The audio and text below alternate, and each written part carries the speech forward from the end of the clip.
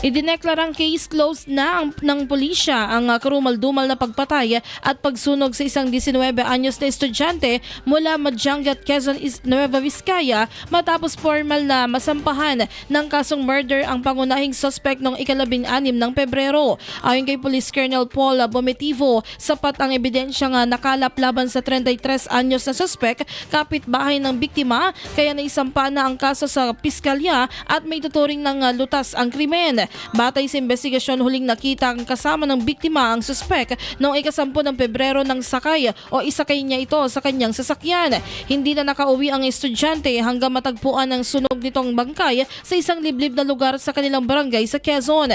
Lumabas din sa forensic examination na may nakuhang dugo at hibla ng buhok sa bahay sa Bayombong kung saan umanoon ang dinala ang biktima, gayon din sa loob ng sasakyan ng suspect. Kaugnay nito, mismong ama ng suspect ang nagkusang tumawag sa pulisya upang ipasuko ang kanyang anak matapos itong maituring na person of interest. Iginiit ng ama na hindi niya kinukonsinti ang maling ginawa ng anak at handa itong managot sa batas.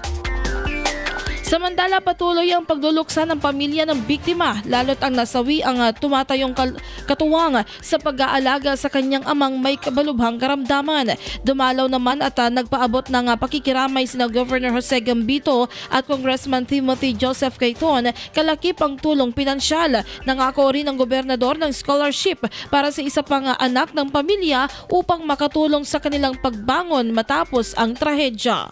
IFM News.